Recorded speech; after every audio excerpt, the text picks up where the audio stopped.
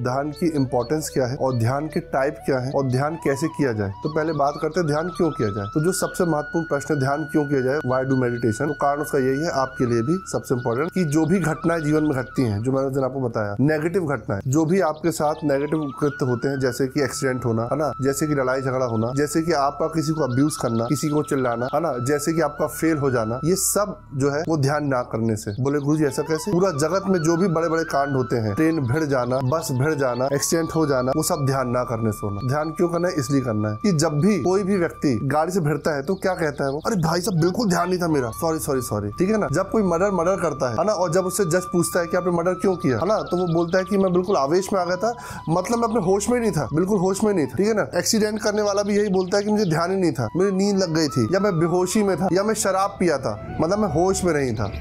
तो जो भी घटनाएं घटती हैं वो इसलिए घटती है क्योंकि व्यक्ति जब बेहोश होता है या होश में नहीं होता है। होश में लाने की विधि होती है ध्यान। ऊपर जब कोई ध्यान में होता है, कॉन्शियस होता है, तो कॉन्शियसली गलती नहीं करता। कभी भी कॉन्शियसली अपना चाकू से हाथ नहीं काटोगे, धोखे से कट गया तो फिर लोग प्यापा लोग क्या पूछते, तुम्हारा ध्यान कहाँ था? फिर वो प्रश्न करते, तुम्हारा ध्यान कहाँ था? तुमने ब्रेक से हाथ काटे, तुम्हारा ध्यान कहाँ था? ध्यान तुमने ब्रेक किया तो हाथ कट गया। तो बता रहे हैं कि ध्यान ना करने से एक सब्जी काटने से लेकर, एक फ्लाइट का एक्सीडेंट होने से लेकर, प्लेन से लेकर आपका फेल होना, 12th फेल मूवी देखी आपके कहने पर, उसमें क्या हुआ कि उनसे पूछा गया ऐसे निबंध के बारे में, आपने देखा होगा है ना, निबंध पूछा गया था, तो उसने जल्दी में उसने क्या करा वो याद नहीं है मुझे एग्जैक्ट, दूसरा टॉपिक पढ़ लिया, टेररिस्ट, टूरिज्म और टेररिस्ट, है ना। तो उसने क्या करा, सिर्फ ध्यान न, क्या हुआ, जीवन की 1 साल की मिस्टेक हो गई, वो 1 साल पिछड़ गया। और सिर्फ क्या प्रॉब्लम हुई थी वहाँ पे, वो पढ़ा लिखा व्यक्ति था, सब कुछ कर रहा था, प्री मेंस निकाल चुका था, तीसरी बार भर रहा था, सिर्फ ध्यान थोड़ा सा हट गया। ध्यान कैसे हटा? कोई खुशी का इमोशन या कोई ईगो का इमोशन उस समय हावी था। कोई भी इमोशन अगर आपको ट्रिगर करेगा तो आपका ध्यान भटकेगा, और ध्यान भटकेगा तो तभी आप कोई भी छोटे से छोटा और बड़े से बड़ा जघन्य पाप आपकी होश से हटने के कारण ही होता है। तो ध्यान क्या करता है? पहली चीज होश में लाता है। ध्यान करेंगे तो क्या होगा, सारी घटनाएं जो ब्रह्मांड में चल रही हैं वो सब सम हो जाएंगी। सारी नकारात्मक घटनाएं आपके जीवन में जो घट रही हैं खत्म हो जाएंगी। एक्सीडेंट खत्म हो जाएंगे, रेप खत्म हो जाएंगे, दुनिया में क्लेश खत्म हो जाएंगे, जो लोग फेल हो रहे हैं वो खत्म हो जाएंगे। इन शॉर्ट, अज्ञान खत्म होगा तो बाहर का सारा कुछ नेगेटिव खत्म हो जाएगा। जो आप जन्नत बोलते हो उसी को जन्नत आप देख लोगे। पर ध्यान ही नहीं है तो ज्ञान ही नहीं है, और ज्ञान ही नहीं है इसलिए अज्ञान बढ़ते चले जा रहे हैं और लोग कुछ का कुछ करे जा रहे हैं। तो अपने जानने के बाद ध्यान क्यों करना है, कौन कौन सी विधि, सबसे प्रमुख और सबसे सरल विधि जो आपने आज बताई, पूछी कि कल गुरुजी मैंने ये करा, जो आपने बताया भी और पूछा भी, क्या ये सही है? बिल्कुल सही है। सांस पे ध्यान देना सबसे सरल है। गौतम बुद्ध, महावीर सब ने सबसे प्रथम बोला है सांस पे ध्यान दो, सिर्फ सांस पे। कारण ये प्राण शक्ति है, प्राण ऊर्जा है। जब हम मरते हैं और जब जन्म लेते हैं, एक ही चीज साथ रहती है 8 पॉइंट तक, वो है सांस। वो कभी भी आपका साथ नहीं छोड़ती। बीच में मम्मी पापा आके साथ छोड़ के चले जाते हैं, 20 बच्चे आगे छोड़ के चले जाते हैं, पैसा फेम सब चला जाता है, सांस जन्म से लेकर अंत तक लगातार रहते हो। जिस समय छोड़ती है और आप खत्म। तो ये तो समझ में आएगा सांस की बहुत उपयोगिता है। हम कितनी बड़ी बड़ी बातें कर लें कि हम अम्बानी बनेंगे, ये बनेंगे, वो बनेंगे, पर हम 2 मिनट नाक किसी दबाएं, 2 मिनट में जीवन खत्म। तो ये समझ में आएगा कि हमारी क्षमता जो है, जो भी हम बड़े बड़े विचार हैं, जो बड़ी बड़ी बातें करते हैं, वो सब कुछ उस प्राण आयु की दम पे है। प्राण ऊर्जा गई, खेल खत्म हो गया। तो क्या करना चाहिए? उस प्राण ऊर्जा का सदुपयोग करना चाहिए। अब यहाँ पे कुछ बहुत ज्ञानी ऋषि बोले, गुरु लोगों ने बहुत शोध किया, मुझसे बहुत पहले की बता रहा हूँ, बहुत सारा शोध किया है ना। और उन शोध में पाया कि जिसकी गहरी सांसें होती हैं वो ज़्यादा उम्र में जीता है। फिर उन्होंने जानवरों में देखा कि कुत्ता 1 मिनट में ज़्यादा सांसें लेता है एज कम्पेयर ह्यूमंस, है ना। कछुआ सबसे कम सांसें लेता है एज कम्पेयर अदर एनिमल्स, है ना। ह्यूमन को देखा कि 8 से 10 सांसें ले रहा है एज कम्पेयर अदर एनिमल्स। तो एज देखी कि जिसकी सांसें 1 मिनट में कम से कम आ रही हैं उसका उम्र बढ़ रहा है। एक चीज़ तो दिख गई। दूसरा डेप्थ, कि जो जल्दी जल्दी सांस ले रहा है ऑक्सीजन, तो अपन को लगता है कि अपन ऑक्सीजन जितनी लेते हो उतनी छोड़ते, ऐसा नहीं है। आप जितनी ऑक्सीजन लेते हो उससे थोड़ा ज़्यादा छोड़ते हो। तो इन शॉर्ट अगर बात करा जाए तो हमारी बॉडी में कार्बन डाइऑक्साइड की मात्रा एज कम्पेयर ऑक्सीजन से ज़्यादा होती है और अपन को पता भी नहीं चलता है।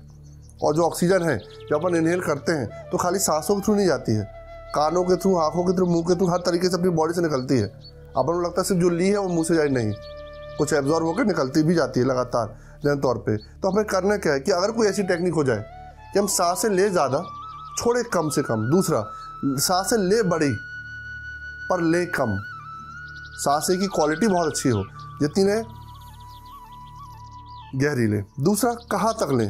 जैसे ही मैंने गहरी सांस ली तो पेट बाहर आ गया, बच्चे लोग जब सांस लेते हैं देखा होगा पेट से लेते हैं, नाभि से लेते हैं सांस। तो सबसे उत्तम बताया गया है कि जो भी व्यक्ति नाभि से सांस लेता है उसकी जागृति एक तो स्वतः होती है, सरल होती है। जो कुंडलिनी अवेकनिंग की आप बात कर रहे हो, जागृति की बात करो, तो बहुत सरल है कि अगर आप सिर्फ सांस नाभि तक लेते हो हर सांस, और अगर आप ऐसा 24 घंटे लेते हो और ऐसा अगर आप 2-3 महीने भी करोगे ना, तो आपके चक्रों में हलचल आपको सुनने चलेगी। इतना ईजी, कोई मंत्र नहीं, कोई साधना नहीं, सिर्फ यही साधना, सांस साधना है कि आपको लगातार सांसों का बोध में रहना है और आपको नाभि तक सांस लेना है। पेट फूले, अब सांस होती जा रही छोटी, पहले नाभि से लोग लेते थे, जो बच्चा लेता है, फिर जब थोड़ा बड़ा होता है फिर चेस्ट से लेता है, ठीक है, फिर उसके बाद और कम हो जाती है। जब हम काम करते थे तो पता भी नहीं होगा सांस बहुत कम चल रही है, लिए छोड़ बिल्कुल नाम बराबर। और वो है क्या? प्राण ऊर्जा। मान लो प्राण ऊर्जा है, उसी से आपका प्राण है। और आप देखो वो प्राण ऊर्जा ही कम ले रहे हो आप। जब प्राण ही कम ले रहे हो तो फिर आप कैसे अपने आप को ऊर्जावान बनाओगे, तेजवान बनाओगे? जो आप पूछ रहे थे कि गुरुजी अगर हमें तेजवान बनना, ऊर्जावान बनना है, कैसे बनेगा? सांस से। अधिकतर जो मुनिषी लोग जाते हैं हिमालय के साइड जाते हैं, कारण हिमालय के साइड जाने का या जंगल जाने का, वहाँ पे पेड़ बहुत सारे हैं, पीपल बहुत सारे हैं, तो वहाँ पे ऑक्सीजन की मात्रा बहुत ज़्यादा बढ़ जाती है। जहाँ प्राण ऊर्जा बहुत ज़्यादा बढ़ जाती है तो आपकी जागृति में सबसे सहायक काम करती है प्राण ऊर्जा, दैट इज ऑक्सीजन। इसी में बात करते हैं कपाल भारती की बात करते, बहुत इंपॉर्टेंट कपाल भारती, जो रामदेव महाराज जी ने इंट्रोड्यूस किया आम लोगों को, बहुत बहुमूल्य चीज़ बताई गई पतंजलि का सूत्रों में से। दूसरा अनुलोम विलोम, बहुत प्यारी चीज़ है। ये दोनों चीज़ आध्यात्मिक तल पे और आम जीवन में बहुत अच्छा है। खाली रोग तो हटाएगा नहीं आपको कि सोचे कि रोग हटाएगा, रोग के साथ साथ आपके कार्मिक सिद्धांतों में भी बहुत लाभ देता है। पर इतनी गहराई से लोग समझते नहीं है कि सांस क्या करेगी। जैसे ओम है ना, ओम बहुत हाई मंत्र है। नासा भी कहता है कि यस, ओम की फ्रिक्वेंसी आती है सन के बाद से, है ना, ओम इज द हाईएस्ट फ्रिक्वेंसी। पर अपन प्रॉब्लम ये है कि ओम इतनी सरलता से आपको मिल गया है कि अगर मैं बोलूँ कि भाई ओम 10 साल तपस्या करो और बोलूँ ओम जपना है, तो आप को रिलेट नहीं करोगे ओम से क्या होगा। पर मैं वही बोलूँगा कि आपका फला फला मंत्र है, फिर आपको सीढ़ी चढ़ के जाना है, घुटने के बल जाना है, दीपक लेके जाना है, अमावस्या की रात में 2 घंटे जाना है, और जब ये करो तब आपका काम बन जाएगा। तो आपको लगेगा हाँ अब काम बनेगा, क्योंकि साइकोलॉजिकल आपको लगेगा कि हमने मेहनत करी है कुछ, इसलिए काम बनेगा। पर जो सरलता से बताया सिर्फ ओम का जाप करना है 15 मिनट और आपका निकल जाएगा, तो आप नहीं मान पाओगे। ऐसा अपना ट्यूनिंग करी गई है लोगों के द्वारा, समाज के द्वारा।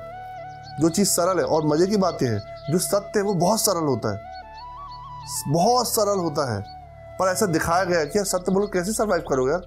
प्राइवेट कंपनी झूठ तो बोलना पड़ेगा ना, अपन गवर्नमेंट झूठ तो बोलना ही पड़ेगा ना, थोड़ा बहुत तो झूठ चलता है। ट्यूनिंग ऐसा करेगा, अदरवाइज देखा जाए तो झूठ बोलने में ज़्यादा मेहनत लगती है। आपको मल्टीपल सोर्सेज ढूंढने पड़ते हैं, समय याद रखना पड़ता है, किससे क्या झूठ बोला था, किससे क्या झूठ बोला था, इससे बोला 10 करोड़ कमाता हूँ, इससे बोला 5 करोड़ कमाता हूँ, फिर ये आपको सब। पर सत्य वाला बड़ा सरल होता है, कोई डाटा नहीं रखना आपको, बैक डाटा।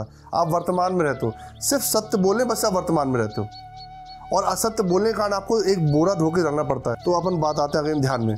तो ध्यान जो है आपको सबसे सत्य के समीप रखता है, तो आप अपने आप स्वाभाविक तौर पे आप सरल होते हो, ठीक है। तो पहली बात करें कि यस, आपको सांस पे ही ध्यान देना है।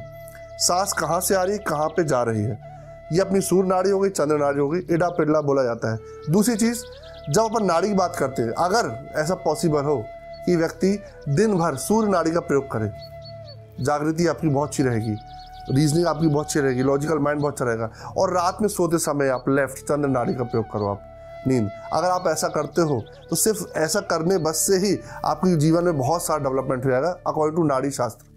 अगर आप ऐसा करते हैं कि दिन भर आप सिर्फ सूर्य नाड़ी को एक्टिव करते हैं, कुछ प्रैक्टिस करनी पड़ेगी आपको, और फिर बाद में लेफ्ट में रात भर आपको सोते समय चंद्र नाड़ी को अगर आप करते हो, तो भी आप देखोगे कि आपके जीवन में गजब की जागृति आ गई है। आपकी गलतियां ना के बराबर हो गई, इमोशन पूरे कंट्रोल में हो गए, कोई इमोशन आपको डगमगाएंगे नहीं, और ऊर्जा लगातार बनी रहेगी। पर प्रॉब्लम यह है कि जो नाड़ियां हैं वो अपने आप ही चलती रहती हैं।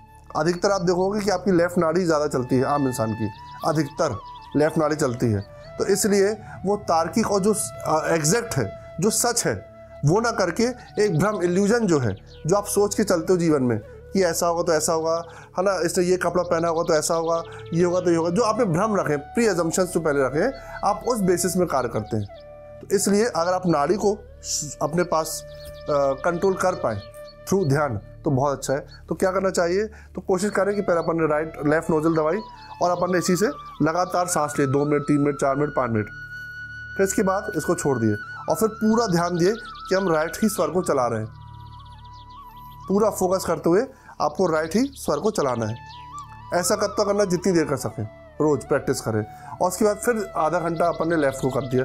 ऐसे आप रोज प्रैक्टिस करें कि आपके जो दोनों स्वर हैं प्रॉपर चलें, लगातार दोनों स्वर आपके प्रॉपर चलें, दोनों नाड़ियाँ प्रॉपर ही खुले रहे, कफ ना जमा हो, दोनों प्रॉपर खुला रहे।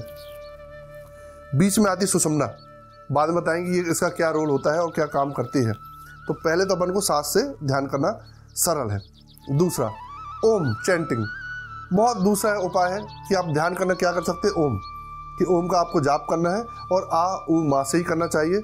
ज़्यादा से ज़्यादा आपको ऊ और माँ पे फोकस करना चाहिए। जो आपने करा कि आपने शुरुआत करनी है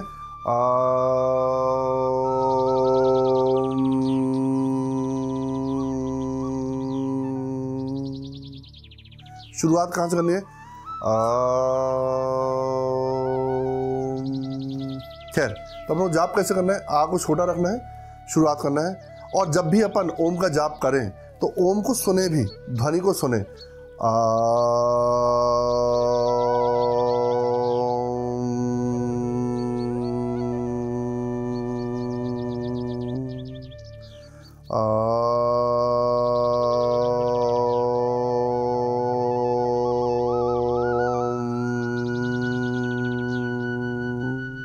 दूसरी चीज़, जब भी कोई भी साधना कोई भी ध्यान करें तो स्पाइन शुड बी स्ट्रेट, रीढ़ की हड्डी बिल्कुल सीधी होनी चाहिए आपको, एक। दूसरा, जो भी स्वर चल रहा हो उस स्वर के हाथ को आपको ऊपर रखना है। पहले आप स्वर चेक करें, उसको ऊपर करें और फिर ओम का आपको जाप करना है। इससे भी ध्यान लगे, यस, पूरा फोकस आपको जो करना है वो ओम पे करना है, ध्वनि पे, बोलते समय में भी और ड्यूरिंग जब आँख बंद करते हो तो आपको ध्वनि भी सुनते जाना है और बोलते भी जाना है। सरल ध्यान की दूसरी विधि, पहली विधि है कि आपको सिर्फ सांस में ध्यान देते रहो, जहाँ बैठे हो बस सांस पे ध्यान दो। जब ध्यान भटक जाए फिर सांस पे ले आओ, फिर भटक जाए फिर सांस पे ले आओ। अपने आप धीरे धीरे आप स्वाभाविक हो जाओगे, स्वाभाविक, अपने स्वभाव के प्रति आप पूरी जागृति आना शुरू हो जाएगी आप।